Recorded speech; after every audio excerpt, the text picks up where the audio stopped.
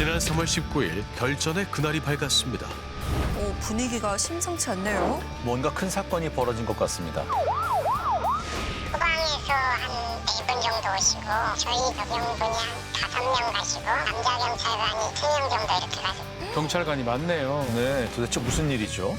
며칠간의 잠복 끝에 드디어 시작된 특수작전. 내리고 막 이랬었다고 20명 정도 파견이 되셨을까? 범죄자 뭐 약간 있어가지고 누가 뭐 출근했나 보던데? 숨막히는 긴장감 끝에 모습을 드러낸 사람의 정체는 다름 아닌 한 여성이었습니다. 영장 집행하러 왔다고 뭘 압수해야겠다는 건지 경찰인지 또 솔직히 그때까지는 잘 모르겠고 처음에는 진짜 강도 같았어요 무슨. 갑자기 들이닥친 경찰들에 의해 연행된 의문의 여성. 지난 3월 19일 대체 무슨 일이 있었던 걸까요? 뭘까요?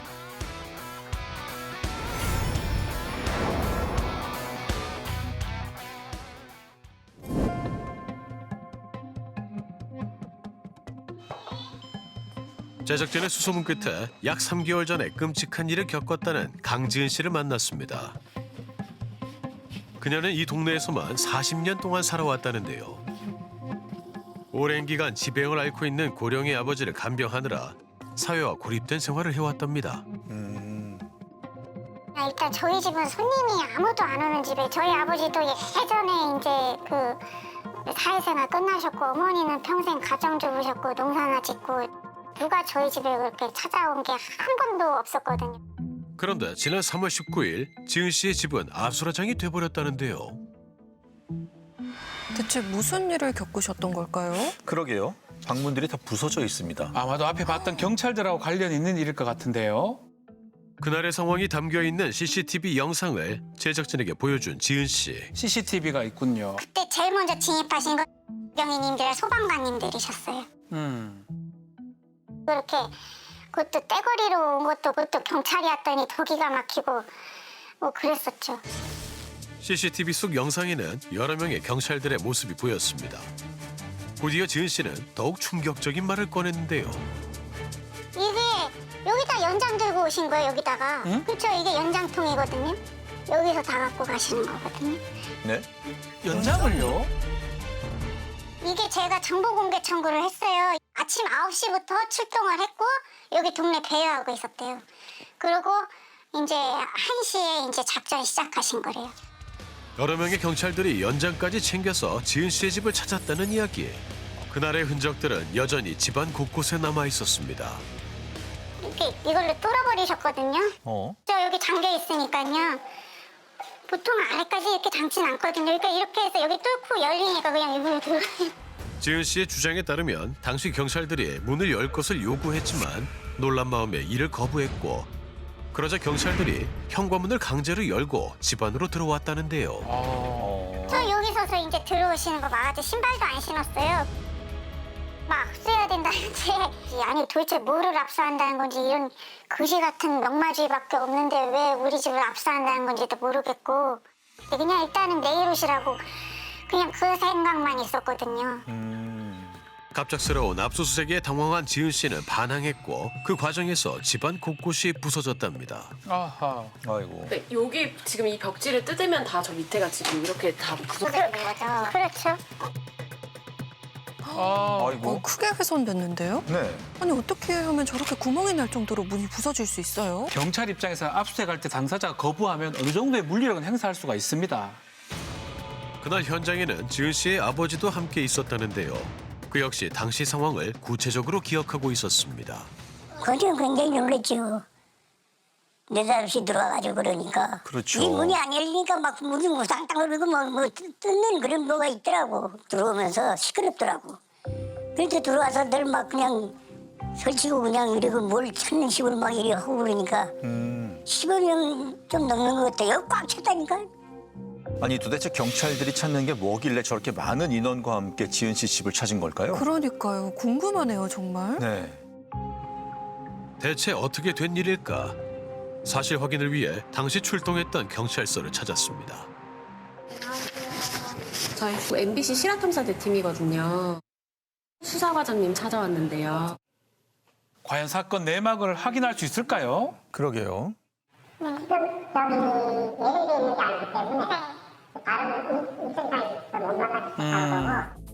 이대로 아무런 이야기도 들을 수 없는 걸까? 그런데 얼마 뒤 한 통의 전화가 걸려왔습니다. 저 용인 서부서 수사과장이라 네? 연락이 왔어요. 전화 됐네요. 먼저 압수수색 과정에 대해 적법한 절차대로 이루어진 건지 물었습니다. 정식 절차들을 진행하자고 해서 영장이 발부를 받은 거고 우리가 이제 압수수색 바로 할 수도 있었는데 영장 기간을 길게 해놓고 그 집을 며칠을 지켰어요. 왜냐하면은 을 잠궈놨을 때 강제 개방했을 때 도 지가 이렇게 안전사고 우려도 있는 부분인 거고 그래서 소방하고 또 구청 관계부하고 같이 이렇게 지은 씨의 말과는 달리 적법한 절차에 따라 만약의 상황까지 대비해서 순조롭게 압수수색을 했다는 거잖아요. 네. 당시 함께 출동했던 소방서 측도 경찰과 같은 입장이었습니다. 저희가 지원 내용을 자해나 타해에 의해서 위험성이 있어서 압수수색을 필요해서 강제 문개방을 해달라 그 내용만 있었고요. 안에서 그렇게 큰 소리가 나거나 그러지는 않았어요. 저희가 있을 때는 뭐 특이한 상황은 없었으니까요. 양측의 의견이 완전 다른데요. 근데 궁금한 게 현장에는 모두 몇 명이나 갔던 걸까요? 지자체에서 한 2분 정도 오시고 여성분이 한 4명인가 5명 가시고 남자 경찰관이 3명 정도 이렇게 가시고 소방에서 한 4분 정도 오시고 공용 서류를 운익하고 있는 부분이죠. 공용 서류가 그 건축물 대장 부분인데 건축물 대장 양이 상당히 많은 양이에요. 예를 들어 라면 박스를 한다면 한 2박스 정도 돼요. 구청에서 확인해보니까 없는 거야. 그렇게 되니까 저희한테 수사 의뢰를 한 거예요. 아하. 다시 말해 구청에서 공용 서류인 건축물 대장이 대량으로 사라졌고 그 서류들을 지은 씨가 숨겨놓고 돌려주지 않아 회수하기 위해 압수수색을 했다는 겁니다. 사건은 작년 10월 폐지를 줍는 한 장소에서 시작됐답니다. 전 요 부분에 있었어요. 이거보다 좀 높은 박스였고 저쪽에 있었고 아마 저는 이사 가면서 사무실에서 두던 설계도 뭐 그런 건축사 그런 거에서 나온 걸 수도 있고 근데 이런 건 정말 물건인데 이렇게 버렸네 하고 그런 생각이 많이 들었었거든요. 당시 지은 씨는 건설축과 관련된 회사에서 버린 서류들이라고만 생각을 했었다고 합니다. 평소 고령의 부모님을 대신해 생계수단 중 하나로 폐지를 줍곤 했던 지은 씨. 평소와 다르게 수상한 상자를 발견했는데요. 그 안에는 꽤 많은 양의 서류 뭉치가 들어있었답니다. 그런데 저희 동네 예전에 부락이었었거든요. 지금 돌아가신 형수 아저씨나 상배 아저씨나 그 아저씨도 이름이 다 써있더라고요. 아버지도 있으시고 정말 저희 아버지도 그렇고 주민번호라든가 그런 개인정보가 다 적혀있더라고요. 온 마을 사람들 다. 아, 그러니까 동네 주민들의 이름, 개인 정보가 담긴 서류들이 폐지를 모아두는 곳에 버려져 있었다는 거네요. 그러니까요. 어떻게 그런 중요한 서류들이 폐지로 나올 수 있죠? 그러니까요. 의아하죠. 당시 심상치 않은 문서라고 생각했던 지은 씨는 그 서류들을 챙겨 집으로 돌아왔고 서류의 정체를 확인하기 위해 아버지에게 보여주었답니다. 그러니까 아버지 댁에 넘기면서 보다 보니까 근데 이게 건설사에서 나온 것 같지만은 않은데 그래서 건축물 대장이라는 것도 검색해보고 그래서 이제 물어보기 시작했거든요. 서류의 정체는 바로 건축물 대장. 그 페이지 수만 해도 약 2,000장이 넘어 보였다는데요. 지은 씨는 대체 이 많은 양의 서류가 왜 거기 있었던 건지 알아보기 위해 지자체에 민원을 넣었답니다. 아하. 용인 특례시청 감사관실에 민원 올려오니 확인하여 답변 요청드립니다.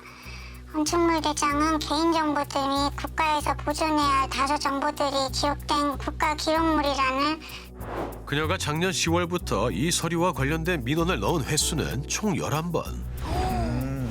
뭐 같은 내용의 민원을 11번이요? 많이 넣으셨습니다. 이유가 있을까요? 네.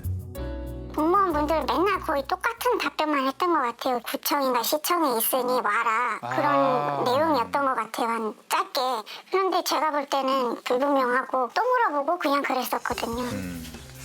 실제로 지은 씨가 남긴 민원에 대해 용인시청과 수지구청에서는 건축물 대장이 잘 보존돼 있다는 내용의 답변을 반복적으로 남겼습니다. 아, 그렇군요. 그 새해 바뀌고 1월 초까지는 했던 것 같아요. 그러던 중 지난 1월 9일 용인시청과 수지구청에서는 지은 씨가 남긴 동일한 민원에 대해 더는 답변을 해주지 않겠다는 입장을 밝혔다는데요. 그리고 더 이상 뭐 저도 작년 있었던 얘기 알고 싶지도 않고 공무원분들도 짜증 내시는 것 같고 그만 답변하겠다 했는데 제가 그걸 굳이 해야 될 이유가 없잖아요. 대체 어떻게 된 걸까? 제작진은 건축물 대장을 보관 중이라는 수지구청에 사실 확인을 요청했습니다. 지은 씨가 민원을 넣었던 당시 수지구청에는 실제로 건축물 대장들이 보존돼 있었던 걸까? 아닙니다.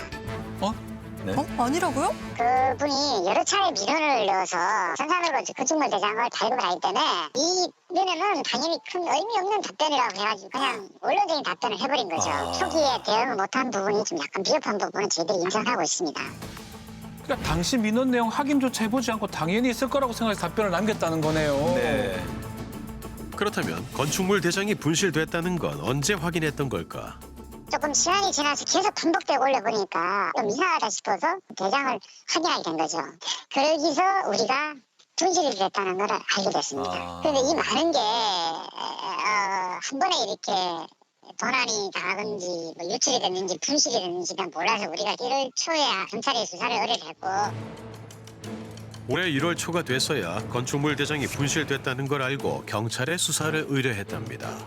이 공공기록물을 개인이 가지고 있는 건 아니지 않습니까? 돌려줘야 될 게 맞는데 그분이 이걸 왜 가지고 있는지도 모르겠고 건물상이가 뭐 거기서 뭐 주웠다 그러는데 공공기록물이 어떻게 유출이 됐는 건지 저희들도 궁금합니다, 사실. 공공기록물 관리에 관한 법률의 그 19조 2에 보면 원래 누구든지 이에 대한 공공기록물을 유출했거나 이에 대해서 처벌이 좀 강화가 되어 있거든요. 그러다 보니 누가 책임을 져야 되는 그러한 부담감이 있어서 그래서 처음에는 이제 내부에서 문제가 찾기보다는 아마 외부에서 원인이 있지 않았을까. 일반인이 이를 습득을 했다라고 하면 적절한 이제 보상 기준에 따라서 그에 대한 회수하는 절차를 먼저 진행하게 되어 있는데 그게 아니라 이분을 먼저 범죄자로 보거나 그렇게 접근했다라는 게 처리에 대한 방안이 좀 아쉬운 부분은 좀 있는 것 같습니다. 저희들은 사실은 뭐 이분을 잘 모르지만은 저도 입장에서 이분이 뭐 좀 완전 악질이라고 그러더라고요, 사실. 이에 대해 사건을 담당하는 경찰에게 물었습니다. 제가 다른 건으로 민원이 계속 있던 부분이 그 민원인이 우리 경찰, 구청 이쪽에서는 아주 유명하신 분이야. 굉장히 힘들어하시는 분이 계세요. 그 주변에 인근에 계시는 분이. 평소 민원을 자주 넣는 지은 씨 때문에 지자체를 포함한 동네 주민들 모두 힘들어하고 있다는데요. 이 말은 사실일까? 여기 혹시 막 경찰도 자주 오는 집 있다는데 모든 게 이상한 집이에요. 그냥 네? 이상한 사람이라고요? 이상한 사람? 저 MBC 방송국에서 나왔어요. 최근 신고를 해서 그 위생이 깨끗하지 않다. 피해가 와서 장사를 그만둔 간 사람이 많아요. 동네 다뭐한 20여 가구 신고를 인터넷 뭐 신문 본 거 있다네. 요새는 그걸로 다 신고를 했나 봐. 나도 시정을 해. 실제로 동네 주민들에게 지은 씨는 골칫거리로 여겨지고 있었는데요. 어떻게 된 일인지 지은 씨를 다시 만나 이야기를 들어봐야겠습니다. 민원을 원래 넣었던 사람이다. 좀 어떤 내용의 민원을 언제 넣으셨던 건지. 근데 저희 집만 그런 게 아니라 다들 민원을 많이 넣지만 왜냐면 살면서 다들 불편하니까요. 여기는 주차난이 너무 심한 거예요. 그런 부분들 지적했죠. 문제는 시정되지 않으니까 계속 생기니까 몇 번 더 넣었겠죠, 많이. 지은 씨의 말에 따르면 동네의 주차난을 비롯해 불법적인 부분들에 대해서 민원을 넣었었답니다. 그러면서 민원 넣은 것과 이게 뭔 상관이냐고요. 민원 넣은 건 넣은 거고 이거 별개인데. 그리고 그게 무슨 잘못인지 그거 넣었는데 그게 도대체 무슨 상관인지 잘 모르겠어요. 그렇긴 합니다. 민원 넣은 거. 또 이 사건 자체는 별개입니다. 네. 그럼요. 이 사건으로 지은 씨는 어느덧 3개월째 공용서류 무효와 공용서류 은닉 혐의로 조사를 받고 있는데요. 조사를 받고 있어요, 지금. 그 때문에 일상에서도 많은 어려움을 겪고 있답니다. 저는 이렇게 사건이 있다고 해서 허구한 날 가고 어쨌까지 제가 경찰에 월급 나오는 것도 아닌데 이렇게 다니면서 똑같은 말만 하고 이렇게 항상 이렇게 아니 입시를만 하고 있어야 되는지 저도 이제 더 이상 할 말이 없고 못 가겠어요 했더니만 제가 이렇게 이제 수갑 채우고 체포당해서 용인 동부로 갔거든요. 네. 아니 이 사건 때문에 체포까지 당하셨던 거예요? 네, 반복되는 경찰 조사에 지쳐서요. 경찰서에 출석을 안 한 적이 있었는데 체포가 결국 됐고 3일간 구금됐었다고 합니다. 와. 그렇다면 이 사건에 대한 경찰 조사는 현재 어디까지 진행됐을까? 그게 이제 어떤 식으로 활용을 하셨는지 또 어떤 목적으로 그걸 가지고 계셨는지 이런 부분이 아직도 안 밝혀지고 있고 진술이 안 나오고 있어요. 본인께서는 이제 어디에서 있는 거를 가져왔다. 네네, 폐지로 주우셨다고. 근데 이제 그 부분은 뭐 여러 가지로 입증이 곤란한 부분이 있는 거고. 지은 씨 말에 따르면 작년 10월에 폐지 줍는 곳에서 서류를 주었다고 했잖아요. 네. 근처에 CCTV가 있어서 제작진이 정보 공개 청구를 요청했는데 기간이 지나서 영상을 확보하지 못했습니다. 이 상황에 대해 전문가는 지은 씨가 이 서류를 어떻게 가지게 됐는지를 밝혀내는 게 제일 중요하다고 말합니다. 원칙적인 수사한다 그러면은 이 공용서류 무효죄의 고의를 입증할 수 있는 전제 사실은 이 사람이 이 서류를 어떻게 취득했냐예요. 정말 여기 문서고에 본인이 들어가가지고 이걸 절취했다 그러면요. 절도죄랑 공용서류 무효죄랑 경합범이 되는 거예요. 그렇죠. 하나의 행위가 두 가지 범죄가 될 수 있는 거예요. 근데 지금 절도에 대한 논의 자체가 없잖아요. 그럼 수지구청도 그에 대한 증거가 없는 거예요, 사실은. 그러니까 그게 없는 상태에서는 공용서류 무효죄로 고의를 입증이 대단히 곤란할 거라는 저는 생각을 하고 있어요. 민원이 제기됐는데 너무 반복적인 민원이니까 악성 민원이니까 뭉개는 게 아니라 적어도 사실관계 파악은 해봐야 됩니다. 정말 이 사람이 100번 이상해도 한 번은 정상일 수 있잖아요. 그 100번의 이 사람의 잘못 때문에 101번째 신고를 무시했다가 사고가 나는 거거든요. 그렇죠. 맞습니다. 예. 자칫하면 수많은 사람들의 개인정보가 유출돼 또 다른 범죄에 악용될 수도 있었던 상황. 무엇보다 정확한 수사를 통해 사라진 문서의 진실이 밝혀지길 바랍니다.